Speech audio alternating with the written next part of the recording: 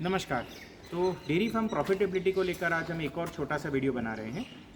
Profitability में सबसे important factor जो है कि हम लोग एक साइकिल में फंस गए और उस साइकिल को कभी कोई तोड़ता नहीं।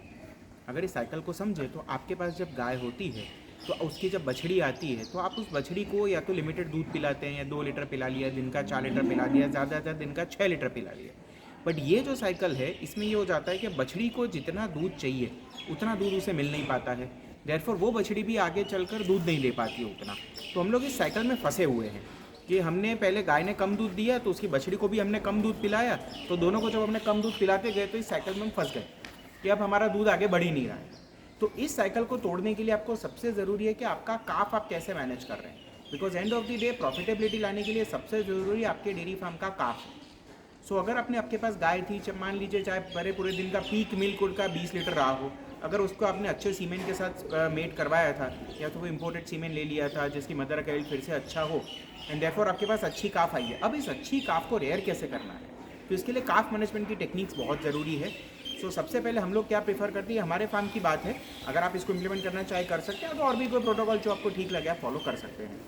हम लोग सबसे पहले तो जैसे ही बच्चा पैदा हो जाता है उसके 30 मिनट के अंदर बहुत सारी प्रक्रिया उसके साथ हम करते हैं। तो सबसे पहली प्रक्रिया ये होती है कि उसका जो नेवल है, जो काफ का अम्बाइलिकल कॉर्ड है, उसको हाथ में पकड़ते हैं, उसके ऊपर हम टिंचर आयोडीन का स्प्रे कर देते हैं। स्प्रे करना होता है जैसे ही अगर आपका नेवल है तो इस नेवल के अंदर भी जाना चाहिए स्प्रे और पूरे आसपास सराउंडिंग एरिया में आना चाहिए।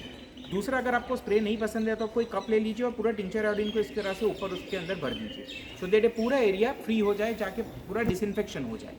सो अगर आपने इस तरह से डिसइंफेक्शन किया है तो पहले आपके बच्चे को आगे कोई इन्फेक्शन नहीं होगा। नेवल जॉइंट बहुत देर तक खुला रहता है तो इससे हम इन्फेक्शन जाने का स्कोप रहता है। तो सबसे पहले आप इस पोर्शन को बंद करें। फिर आता है कोलोस्ट्रम पिलाना। कोलोस्ट्रम हम लोग हमारी गाय से उसका जो भी बच्चे का बॉडी वेट है उसका 10% ऑफ दी बॉडी वेट उसको कोलोस्ट्रम पिला देते हैं पहली 30 मिनट के अंदर। ये प्रोटोकॉल हम हमेशा फॉलो करते हैं, सारे काफ के साथ फॉलो करते हैं। इससे उस बच्चे की इम्यूनिटी बन जाती है, बिकॉज कोलोस्ट्रम जितनी देर अडर में रहता है उतनी उसकी क्वालिटी डाउन होती जाती है। दूसरा, बच्चे का एब्जॉर्प्शन भी कम होता जा रहा है हर पासिंग मिनट, मतलब हर मिनट इस केस में आपके लिए क्रिटिकल है। तो हर मिनट में आपका जो कोलोस्ट्रम क्वालिटी है वो डाउन होती जा रही है, प्लस आपके कोलोस्ट्रम का जो काफ है उसको भी दूध पीना अच्छा नहीं लगता। जब अच्छा कोलोस्ट्रम पिलाया होगा तो बच्चे जैसे अच्छे से आपको हीफस मिल जाती है।